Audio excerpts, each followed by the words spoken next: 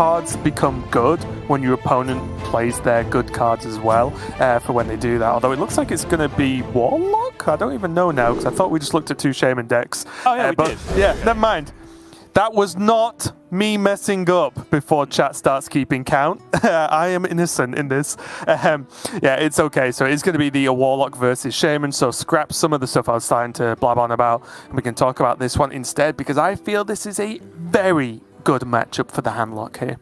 It is, yeah, and in fact, it's the reverse of what I was saying. It's actually Viper that's going to end up in the position here to be potentially farming. But this is then when the big plays can come out for Blize, right? Like, well, I am by no means conceding this matchup for Blize off the bat, right? But let's just follow Last Hero Standing logic through and say that Blize loses the unfavorable here with Quest Shaman. That's when his lineup is really going to be put to the test, right, as to whether this theory of Celestial Druid can really pay out. Because I think Celestial Druid against Handlock can be a little bit scarier than it is against D6 Warlock on the other side, which maybe Blize was expecting an awful lot more of. Of course, he's one of the absolute kings of that deck right now, having jammed it for hundreds of games in and around Rank 1 Legend on ladder. And so very interested to see how the series will pan out as a whole, but before we get too deep into that, there is the minor formality of having to play to get the actual game out between Handlock and Quest Shaman. Yeah, and if you've not played this matchup too much or seen it, the difficulty for the Shaman is there just aren't that many good ways to kill a giant or a high health minion. And Warlock kind of plays a lot of high health minions and can play them quickly. So that's the big problem.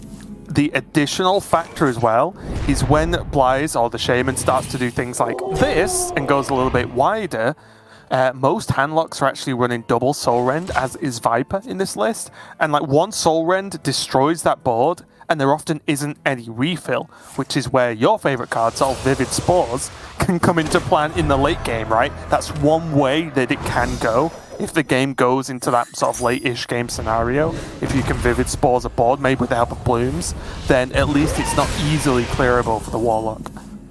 Speaking of my favorite cards, Blize ripped an investment opportunity on turn 2. If that had hit the Earth Elemental, he did have the double Bloom hand to make it happen for the triple overload, but wasn't to be. If only. Would have made it to top 5 moments easy. He's going to be spending these Blooms though. And getting that overload discount. I think reasonably just the most powerful part of the quest overall, even with Brakan.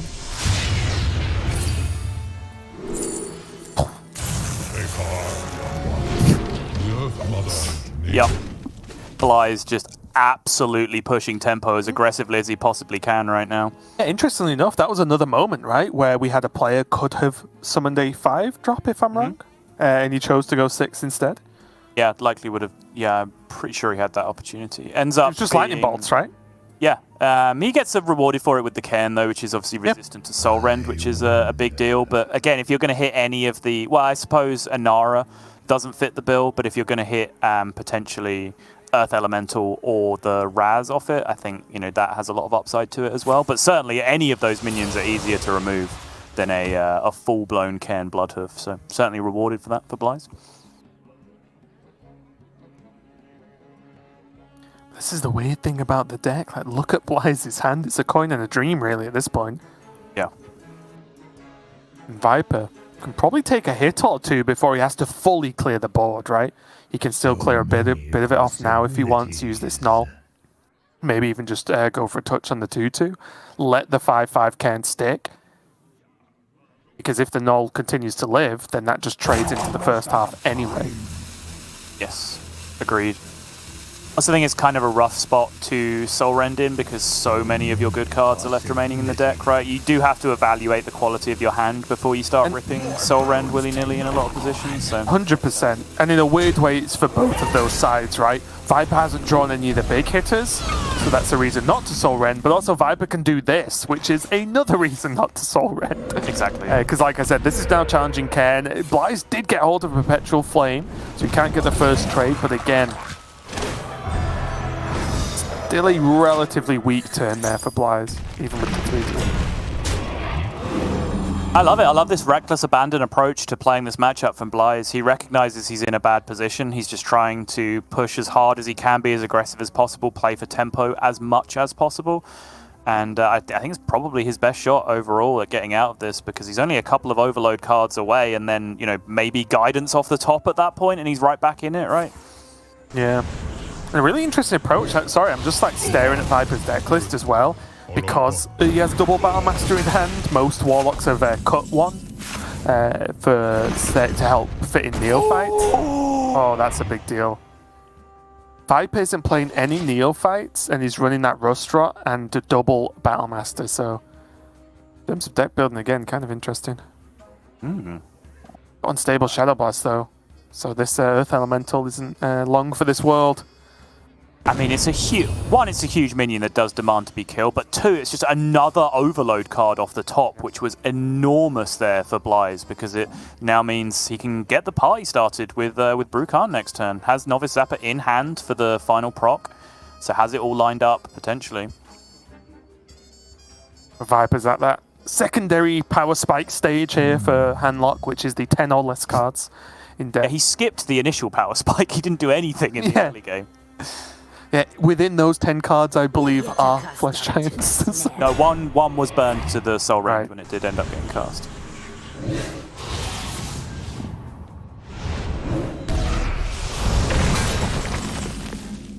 The storm is in me. 0 mana Novice. This is what happens to me every game, though, right? Oh, I've got Brukan.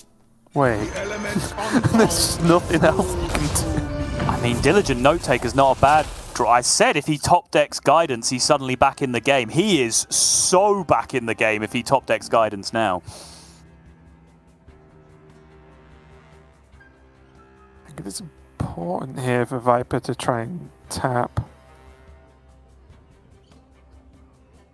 Although he doesn't have both Giants, he does have one, and he still has some of the reasonably hard-hitting minions.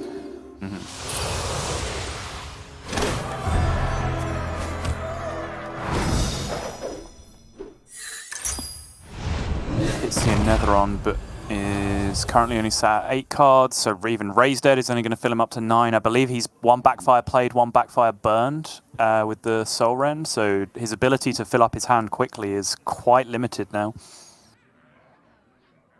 What if he just plays it and goes face?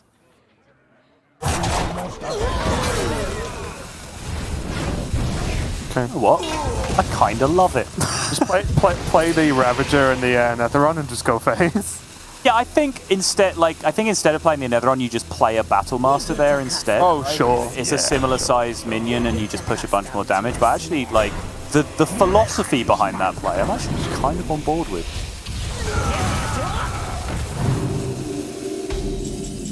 But we shall see. Okay. Well, that's a lot of wolves. It is. Do you agree with the no Diligent Note Taker? Does Blize have to hold for something big here? Yes, absolutely. He needs like investment opportunity minimum to play with that Diligent Note Taker, I would say. He needs something to get resources, get him back in the game. Because also, while it's there, there's always like that constant threat of cheeky lethals as well, right? If Viper pushes himself a little bit too low in health. Yeah.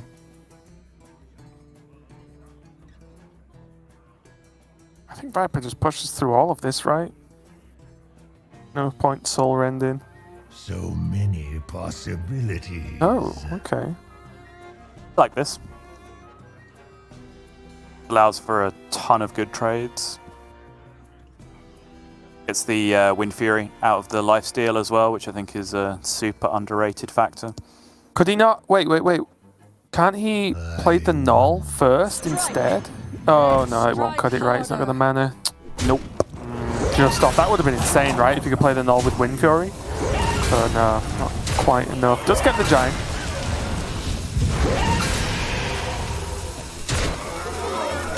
And this is it. This needs to be gas right now for Blize. Yeah, you can see the fingers across. Guidance, investment opportunity, something big this turn. He needs a pop-off. Fireheart even will do the job here. Class check, Shaman. Yep, he will be. He will have access to Fireheart. it's not going to be the case there. Viper takes game number 1 in the, I think it's fair to say, expected outcome. That matchup is very unfun as the Shaman and favoured for the Warlock, even though I think Viper's Warlock is maybe built a little bit too greedy. I think the matchup is favoured enough that that's not going to be too much of a hindrance on average there. So strong game 1 there for Viper, but arguably now this is where the series begins, right? Game 1's been done, the sort of random initial queue has happened, and now Blize is countering Viper's Warlock with a dice roll Warlock of his own there. The D6 Warlock is going to be into play here, and this is a matchup that is favoured for D6, right? I know you played a ton of D6, I played a ton of Handlock, and I will say that it's never that fun when you're trying to settle these giants and then you're dead. Yes, I will say I think this is my favourite matchup in the game. Certainly was pre-nerf. I played a little bit less of both decks after the nerf. I'm just trying to catch up on some other things that have changed from the nerfs and make sure my breadth of knowledge is up to scratch. But certainly pre-patch, this was the matchup I enjoyed playing the most from the D6 Warlock side, because yes, I think you're favoured, but it's by no means a freebie matchup, right? There's so many threats that can come down so quickly, particularly back then when they could play turn 4 Giant, which is generally before you've done anything as D6 Warlock, and then suddenly you have to be afraid of that, or you just kind of, you know, roll the dice, go all in, and just hope that you get the draws off your Stealer turn to be able to kill that Giant. Because as soon as you're not killing anything, it's very rare that even with the best rolls of healing and soul fragments, that after your pop-off turn, if you don't kill them, you get up to above 20 health. And if you're not above 20 health and you've left minions on the other side of the board, you're dead. You're going to get Wind Furied and get absolutely deleted. So I think it's a very scary matchup, but a really fun one to play from both sides. And that's the kind of dance you have to do, right, in this matchup. Like, as the Handlock players, let's say, you are putting minions in place, so they either spend mana on removing it, or they have to just high roll a combo, right, and get like exact outcomes to fight back. So yeah, I think it's definitely a cool matchup. It's a terrifying one though, as the Handlock, since you know at any moment they might just pop off and you're dead. Rank 1 legend gameplay right there. Opening hand, backfire, weapon, and then Stealer of Souls comes into hand to gratefully receive the discount from this backfire next turn. And are you a fan of the weapon keep here? Because I know that's definitely a card that has a lot of discussion around it as to when it's good and when it's bad for you. 100%, yeah, especially since the nerf. I think keeping weapon has almost become inarguable since the nerf, because you generally do need that extra tick on Dark Glare, for example, to get your hand down cheap enough to counteract the nerf, essentially, right? Discount that Dark Glare by 1 extra mana if you've got it off free admission. So yeah, I think it's always a keep these days. Okay, and one thing that's going to come into play as well is Blize is a player who does dip in and out of using this the Soul Rend in this D6 Warlock, right? Definitely not a common pick. Yeah, luckily he does have it in his hand already, which is where he would like it to be. Again, it's one of those situations where this is the kind of matchup where Dark Portal would be better, but if you're going to have Soul Rend in your deck, you want it in your hand before you start Stealer of Souls pop-off. Because if you draw it after your Steal of Souls pop-off, you're in real trouble. Kind of the one card that you just can't play. It's the chuckle there from Viper. He does make the decision to play the Rust Rot and kill off the weapon just to be greeted by Blize actually dual-wielding Mithril Rods and having the second one ready to go. Well, you just Shadow Bolt it, play Raise Dead, and play it again. What do you mean? Easy turn. Jeez. Easiest turn I've ever seen in my life. Keep it simple. I'm joking. Play a 5. How bad is that play? Oh, it feels bad. I think you need to raise dead the good minions. I mean, I definitely agree with that, but the problem is, if you give your opponent, like, say this weapon is important to the game plan, and I would suggest it is, because Blize chose to play it on the previous turn, right? If it wasn't that important, he probably wouldn't have played it. So if it's that important to the game plan, if you're just allowing them to pop off so much earlier because of them getting the weapon discounts, you're never going to have time to get value out of your Raised Dead anyway, because Blize will just kill you.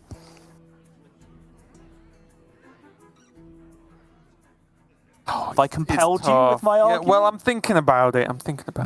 I'm not sure I've compelled myself with my argument, but like, Well, I don't think it's bad. Oh yeah, it wouldn't be the worst play I've ever seen at all. I wouldn't call it bad. It's just you gain an additional minion with the play Viper Mage, right? Which is a big deal, right? Yeah, for sure. Okay, this is a giant and close your eyes. With the null, I guess, too? Is he considering doing it So again? many The weapon hasn't possibilities. ticked. Yes! Yes! He sees the lines! I love it. Oh, he didn't get it! No! Disaster. Okay. Okay, Viper, I believe, yeah, he's going to end the turn on... Okay, he's going to tap for this. Okay, 16, which is quite doable. Oh. Double giant as well.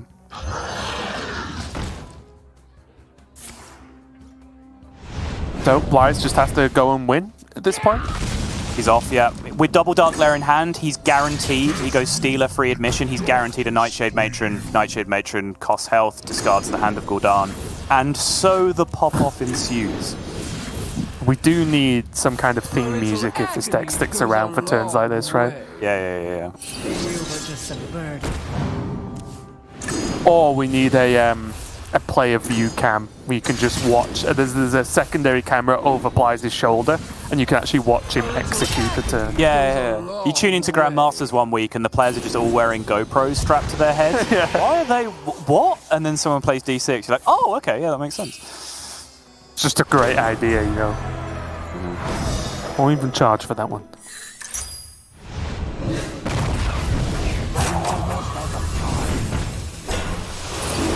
I'm going to go out on a limb and say that this is Dead.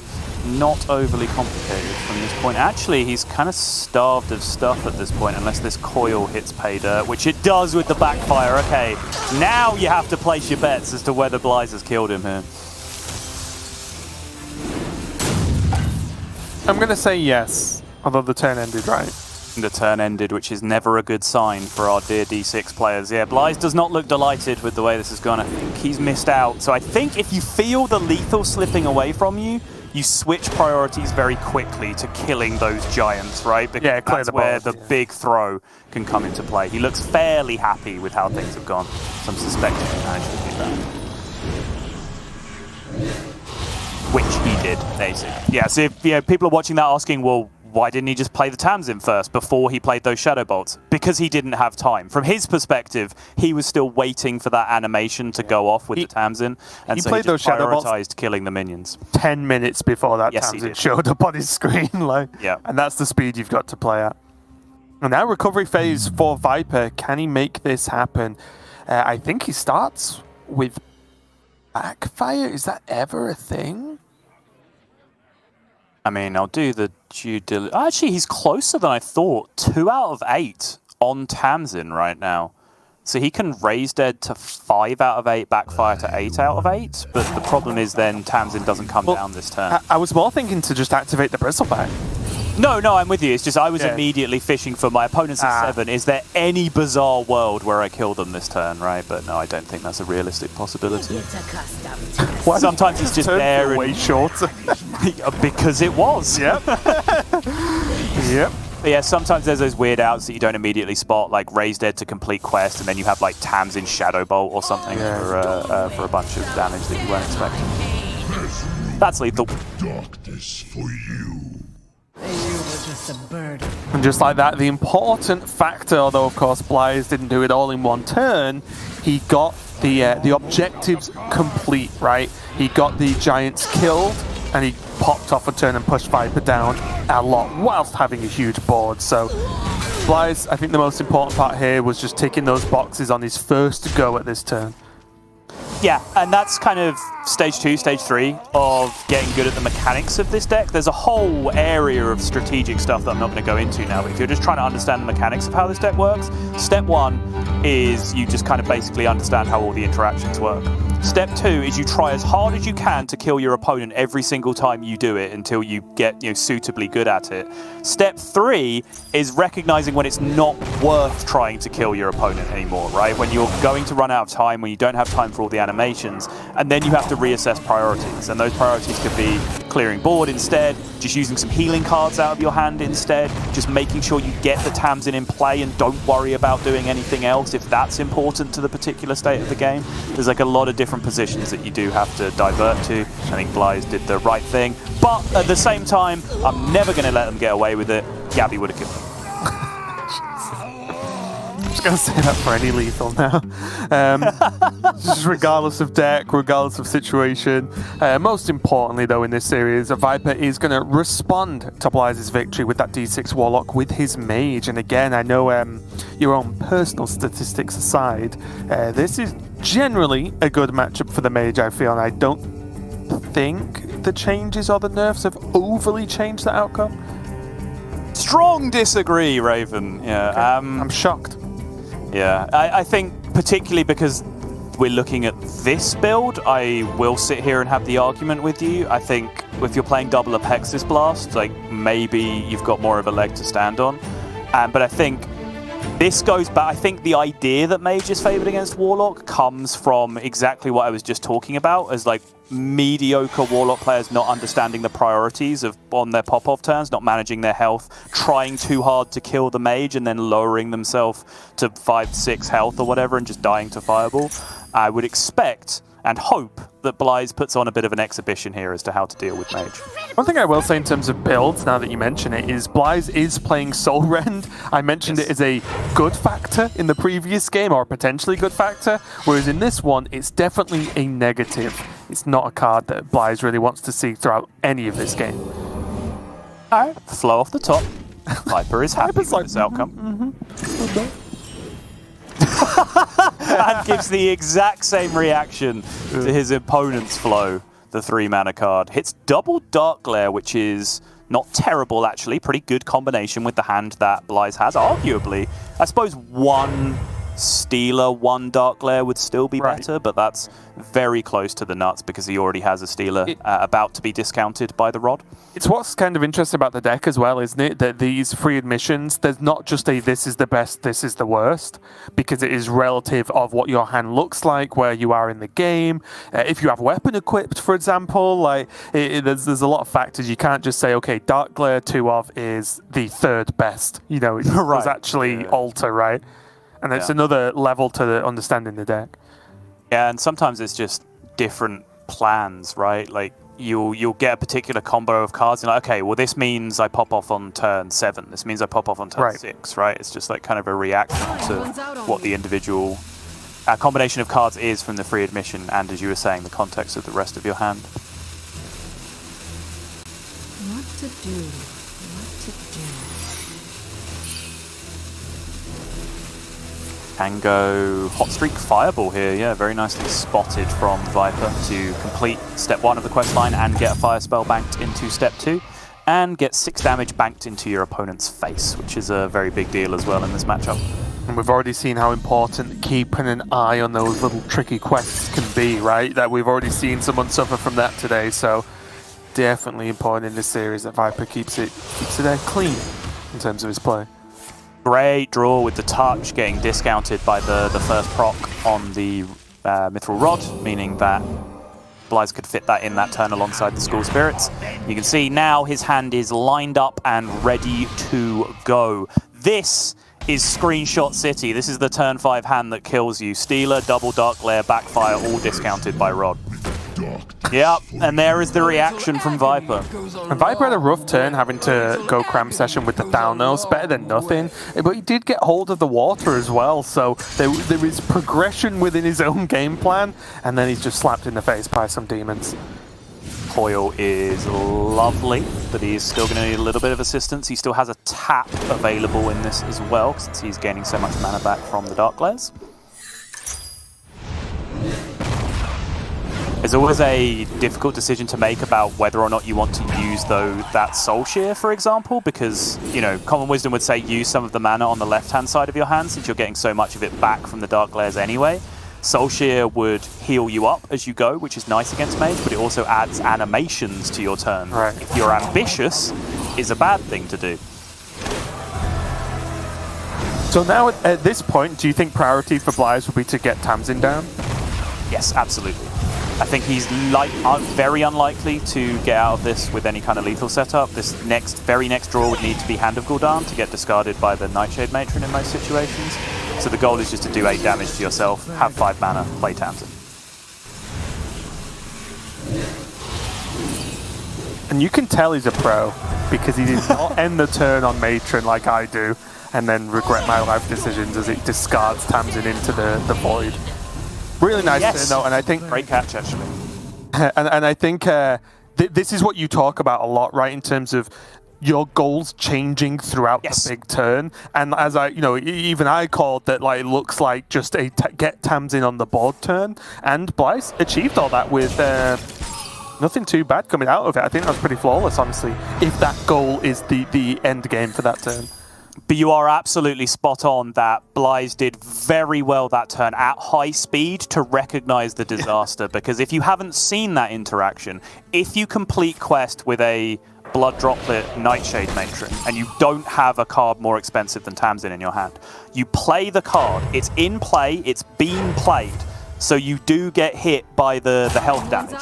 You will then complete your quest, activate Tamsin, then the battle cry happens. That is the sequence of operations. So at that point, the battle cry rechecks your hand and says, there's a nice 5 mana card here. Let's throw that away. And then you don't have Tamsin anymore. So that is a huge potential disaster that Blize managed to avoid on that turn. Yeah, it was nice. He went Matron to throw away the Soul Rend into Shadow Blast, and then back into Matron into the second one. Demonicus. It's close. But no cigar, it looks like, because that turn, being able to complete quest for Viper and deal with the Stealer of Souls, has now put him in the driver's seat in this game. Because now with Runed Orbs, with Ignites, with Arcane Intellect, he is pushing for lethal now. Devolving Missiles? Yeah, but to just try and hit the Voidwalkers? Not a bad, it's not a bad last shout.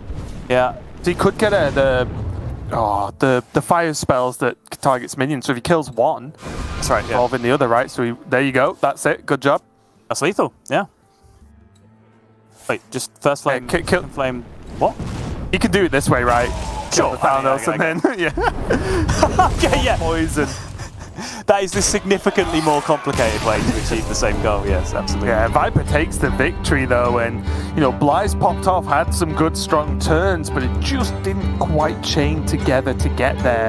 And Viper had a strong turn himself, like you mentioned right at the end there, getting that quest activated and doing the other jobs he needed to do, with then the burn, the card draw. We saw it all come together, and a big win for Viper, I think, just putting his foot down and stopping Blize's D6 Warlock running away with the series, potentially.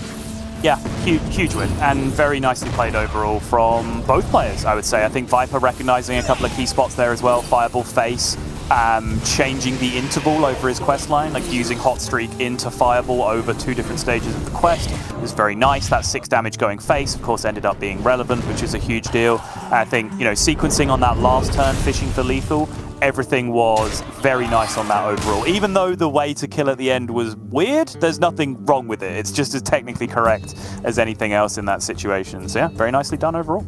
And now we're moving on to another of Sottle's pet decks at the moment, the Miracle Druid.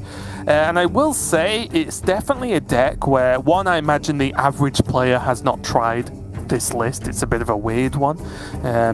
But it's one you won't really truly understand until you play it, because you don't. At least I didn't really once I started before I started playing it. A lot of it, I didn't really appreciate how many things you can do in one single turn of Hearthstone. It's close to just another D6 Warlock, and then maybe we'll see that again. But overall, how are you feeling about this matchup going against Mage? Is this what Blize wants? Is this effectively a snipe deck for him?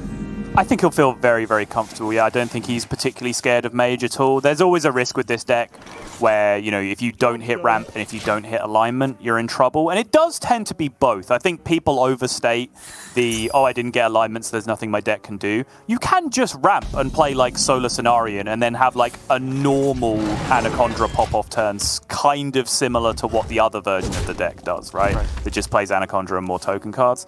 So there's stuff that you can do as long as you hit one or the other. But still, I think if Blize has a reasonable hand, he should not have any reason to be scared of Mage, I would imagine. Do you count double overgrowth as a reasonable hand, Sottle? That fits the bill, yeah. That one passes, actually. Yeah, with the gadgets and as well, just to know that there's at worst a bit of cycle. You know, it might not be the perfect turn for it, but at an absolute worst, if he's digging, it can get there. Yep, and this is it. Blize just spending his mana, gaining the 8. This is, of course, a huge factor. We can talk about how, you know, there's multiple routes to victory. If Blize gets a Celestial pop-off and then gets an Auctioneer turn or an Anaconda turn, he can just make boards way too oppressive for Mage to possibly deal with the choked mana from Celestial Alignment.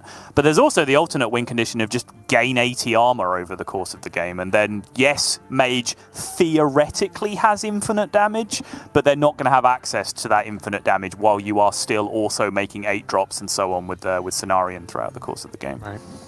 What to do? Viper's hand, though, I know we focus a lot on Blize's openings. It's a deck we've not really seen too much of lately, but Viper's opening is not too shabby either, right? He has plenty of card draw. He's already got some burn. I think his biggest drawback now is actually just achieving the quest completion with a lack of frost spells. I wonder. Yeah, that is going to be a pretty significant problem, it's got to be said.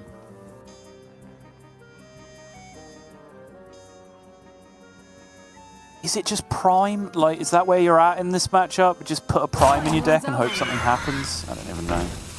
I really would. I honestly don't really blame anyone for playing Prime, honestly, because sometimes that's, yeah, you're right, that's just where you are, but he's going to go for the Phoenix, and again, another one that's not too bad. They're just... I guess this is decent. Okay, we're going to step away from alignment for just a split second. I guess I like the Phoenix because he has Cram Session and he needs other cards. So at worst, when this procs, he can draw a few extra cards. But how are you going to break down Blize's plan now at Sottle? What's the plan of action here for Blize? Now he has alignment. He's ramped. He's not really got card draw, but also kind of has card draw. Yeah, it was interesting. Him using the Nourish there, I guess just trying to cycle into more options. It's a little alarming sometimes when you see someone use Nourish for card draw when they have alignment in hand because, you know, generally Nourish is the go-to card, right? Like, it's part of the dream hand where you go alignment and then you have Auctioneer, Anaconda, and Nourish in your hand. And then essentially your deck is your oyster at that point. You can just play whatever you want at any point. But it does look like he was just feeling a little bit insecure about the hand he had there and his potential to brick long term. He's just going to delay it for a turn or two.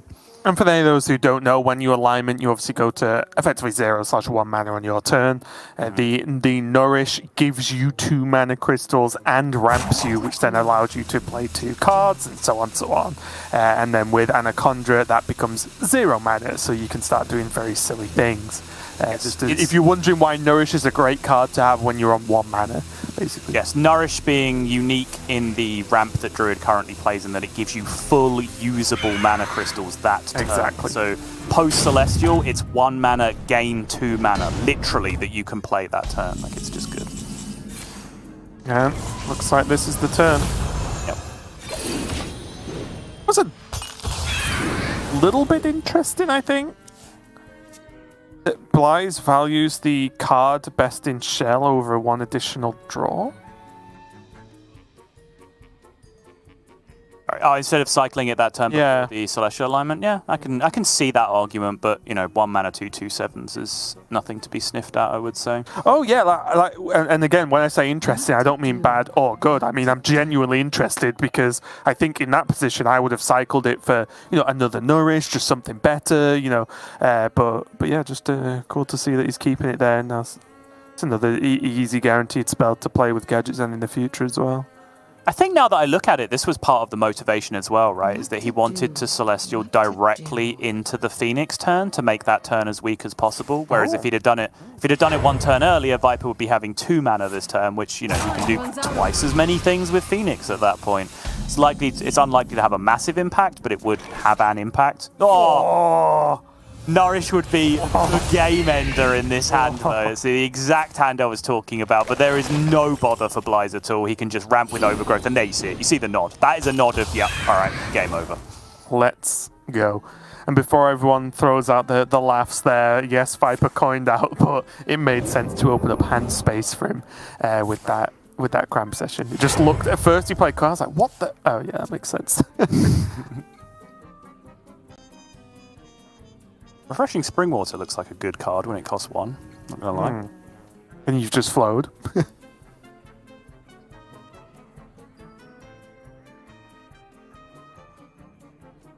It is tough though, because a lot of the time, and correct me if I'm wrong on this, when Celestial gets played, it's because the Druid has a plan.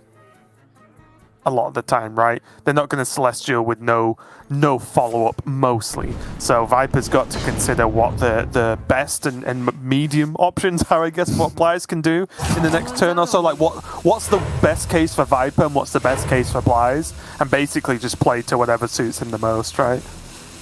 This is pretty good, honestly. I think if Viper had got on with this turn quicker, he could have done some serious damage this turn, right? Because he still has...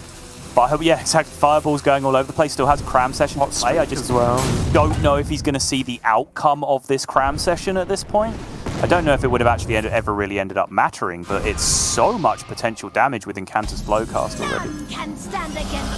Alright, we're out. Yep, Viper gives the nod. He knows. Insta-Solar Cenarian as well from Blize on his turn. Just first 2 cards. You love to see it. And again, is this likely to be a finish on alignment turn? It's likely to be lethal with Cthulhu this turn. Sure. We shall see. I guess for us, for me as a mere mortal, I'm like, right, what's the safest way I can end this turn and not look stupid? Just go alignment. Because yeah, if he can get the Cthulhu pieces played, he still has enough nourishes, innovates, blooms, and so on to get himself back to 10 mana manually to then be able to just play a Cthulhu that gets shuffled in and out of his deck. Because since people have cut Omu, one of the methods of shuffling Omu same turn and playing it has been taken away. But if you're quick enough, you can still do it by just straight up hard ramping yourself back up to 10 mana. But looks like Blize is not going to get that. Say the thing. Oh, not on this deck. No, you don't cheapen it. You don't cheapen it by doing it on this.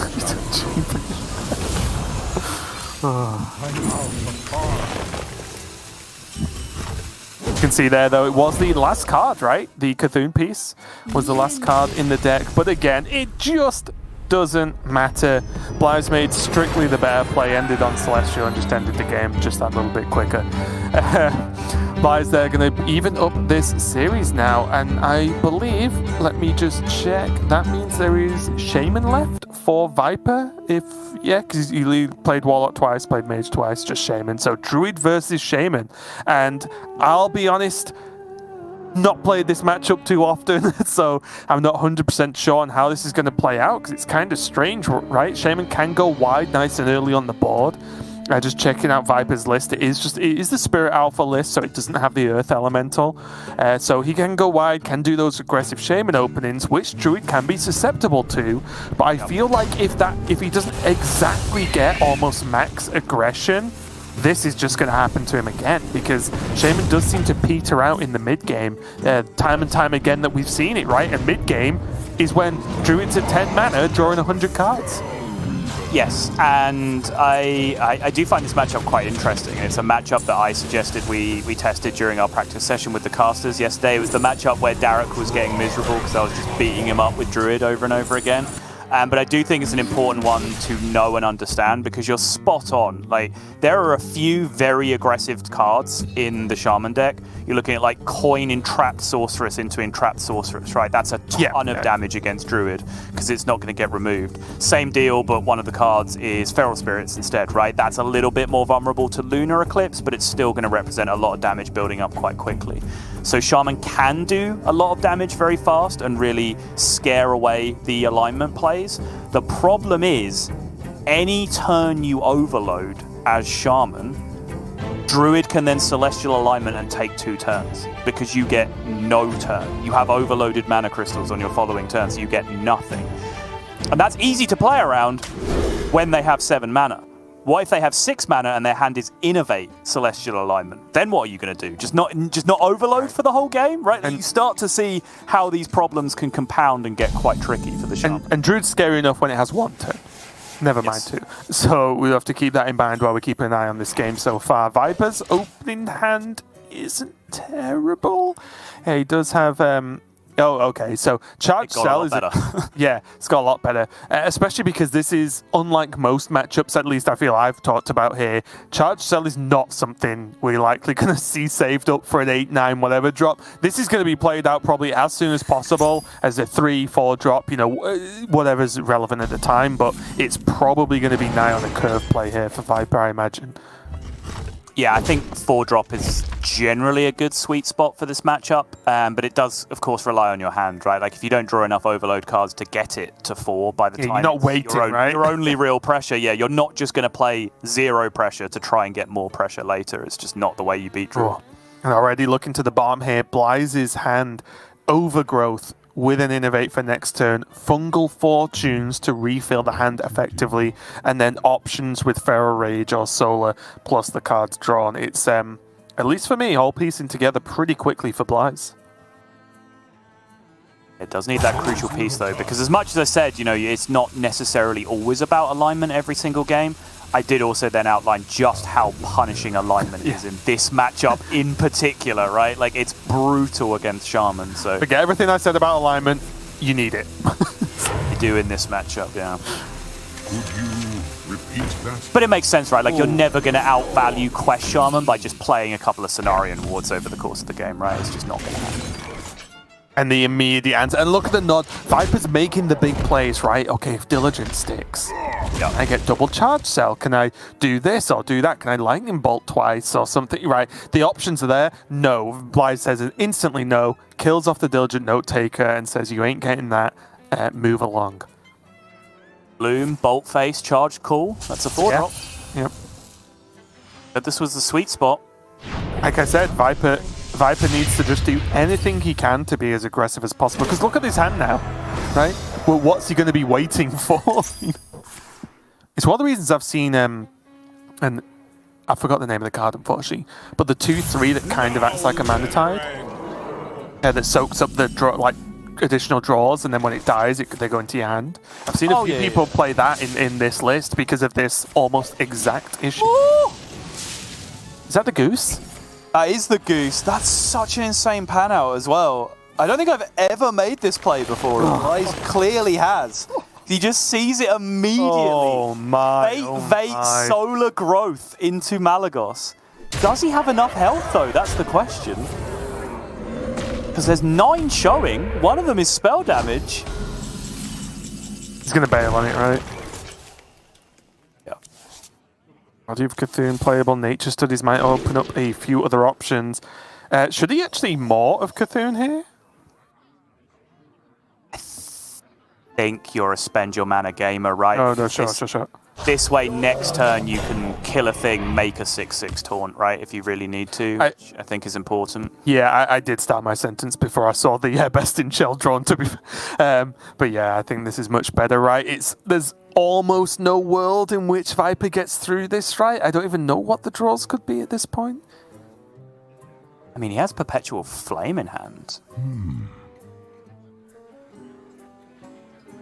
It only deals...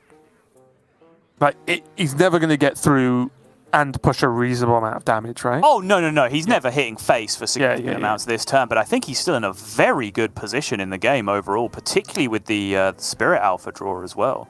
I mean, even with just the Canal Slogger in hand, I think he was in pretty good shape. So does he actually go for... Wait. Yeah, sorry, yeah. He can go 4-2 into the 2-7, the Canal Slogger, and then Perpetual Flame, right? And get the 6 to face. This looks nice. A lot of pressure. Most importantly, I think you were talking about earlier that like when the Canal Slogger value trades, it's so much stronger in every circumstance, right? Because now it's just a 6-2. It's hyper aggressive. Oh, he's retaining the Zappy boy. The extra minion, which actually does play very nicely against this specific hand that Blize has. It's oh, even got the buff. All right. It's worse against the other Cthulhu piece, but against the combination of 2 that Blize has, he's in business. Torpested Shell again! Guess who's back? Yeah. What helps him here? Oh, Stuart? that is... Guild Trader. Is there anything you can go into? You have to Guild Trader, right? I would imagine. Another happy guildie. Perpetual Flame again, or Bolt allows him to push damage to face. That's not it. 0 damage is going face this turn, Raven. Also, that's a disaster. The 7 health is perfect. Like, does Viper just pass this turn? I don't know. How do you even make these trades? If the totem hit any of the other canals, it would be so much. Oh my god, you're so right. Oh, that's been disgusting. 2+1s on the Zappy boy, and now, although I was mentioning, oh right, okay, you've got 3 aggressive minions. Now it's just horrible with how they've lined up with these 2/2/7s. That's so gross. I wonder. Meanwhile, in Blize's Void, he's just chilling. Alright, now what? Surely Scenario World, yeah. It's just, he just needs the armor. I was kind of curious as to whether that was the alignment turn. Like that, you get to gain the 1 armor, you get to make all these trades anyway, so you still have the protection up. I think it was the Tyrion turn. It was probably the Tyrion turn, yeah, you're right. That's very fair. Entrap Sorceress into Hex. Great. I mean, it has to be Devolving Missiles hit all 3, push 7 face, right? For there to even be a chance, I think. I guess. I think. I wonder. Is there a card that just gives Viper all of Blize's cards? Can he entrap Sorcerers into Elucia or something this turn? I don't know.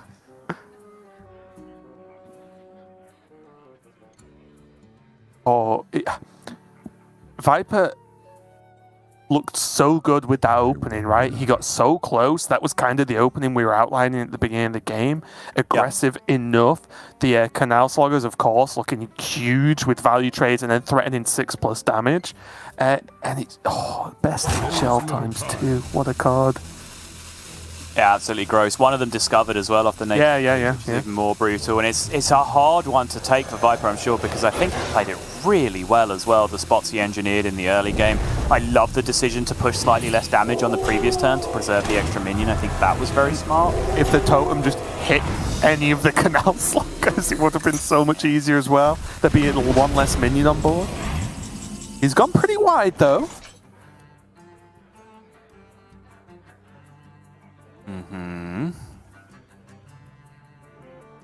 More body still available though for Blize. Looks like he's going to go cycling though.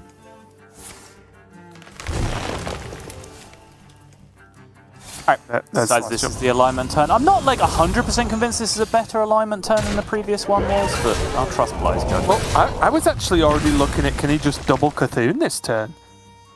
Like eat the 7/2 or the 2/5 and then just play a 6/6 and then you end the turn with 2 6/6 on board? Like, again, though, this is, of course, massively limits Viper's turn, right? He just has to make some trades, wait, and now Blize can go.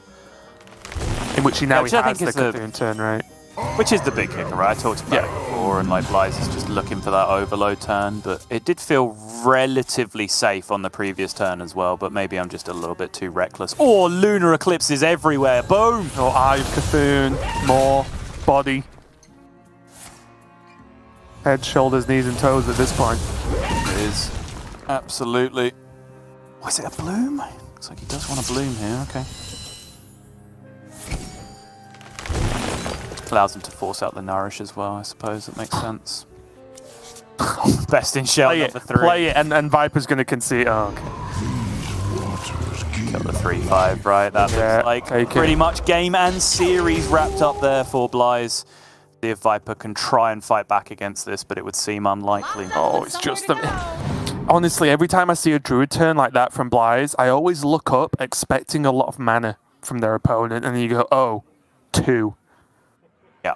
Like, what is Viper supposed to do? He's still got 30 health. Revolve, actually, I think, around about buffs Blize's minions at this point with the shape of Malagos and the arguable low roll of the 6/6 as an 8-drop. Runic carvings, and just hope it's not there. But this is the problem as well, is like cost 6, mate. Yeah, that's true. Mana, I told you. But also, I mean, he has a bloom. He might get there on 5. But that's true. But the problem for Viper is he knows Blize is going to be at the end of his deck any second, which also ends the game, right? Which means he's got even more answers, even more plays, and even more mana. So it's not as if this is even, oh, well, if I just survive a bit, I'll win. It's like, no, the longer you survive, the more chance you've got of dying, actually, against the Cthulhu deck. That's why it's why Celestial just gets extra brutal against some of these decks, right? Like, they start... decks that discover a lot of cards, open a lot of boxes, generate a lot of random stuff. Doubly brutal to play against Celestial alignment, because yes, your card that generates the card might cost 1, but the card you pick off it doesn't. That has to be spent for real mana after the fact. You see there, that was a double turn discovering spells, but just most of the spells just straight up weren't options, right? Because Viper was never going to have the mana to play them.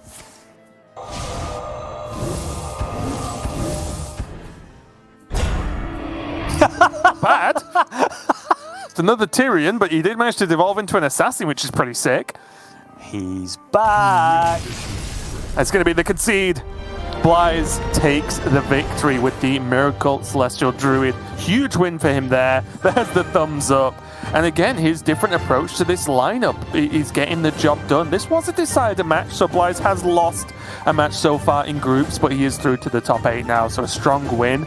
But, you know, D6 Warlock, Blize keeping the faith there, putting it a step further with this Miracle Druid as well as the rest of the lineup. Pretty interesting overall, but I must say, rough one for Viper there. He got so close, and as often against Druid, it feels so far.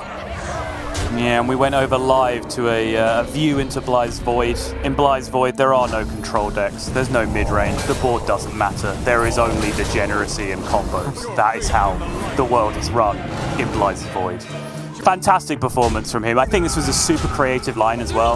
Like I said, not a play I've ever made before, Solar Overgrowth with this deck. Oh, sure, yeah. Yeah, recognizing that, you know, he wasn't going to have the time to spend 7 mana do nothing for quite some time in the game. So his goal was to spend as much mana as possible fighting back against the board for 2, 3, 4 turns, however long it takes. And then boom, just find that time, find that overload turn where he could drop Celestial Alignment safely and get that security. And he did that very, very nicely. I think that was a fantastic exhibition for someone who is clearly really enjoying Hearthstone right now. And it's not just D6 Warlock that's keeping him happy. There's multiple decks that he's really enjoying playing. And as we mentioned, he's recently started streaming in English during quite a lot of the hours where he's not playing GM. So if you want to go check him out, he's actually like a super chill, positive, happy streamer, which I wasn't really expecting. Like, he doesn't really get salty about bad beats or anything. He just kind of gets on with it and plays the game. So he's a very enjoyable streamer to watch, I would say. Happy to interact with chat as well. I saw a lot of people asking him questions about D6 lock at the time, and he was happy to answer them. Great streamer, honestly. But overall, let's look at Group D here. JU making out under the shout out to his Quest Hunter that he played in groups. I'm looking forward to seeing that at some point tomorrow, hopefully. And Blize making it through as well. And one thing I will say, although we started off the day, you know, with me pointing out that I think like 5 or so of the lineups today were extremely similar, we've actually seen a mixed bag of lineups actually overall making it out of groups, right, and being successful. So I think this is pretty cool, because then tomorrow we get to see this variation of lineups clash in the last hero standing format. So I'm really excited, honestly, tomorrow to just see how this pans out.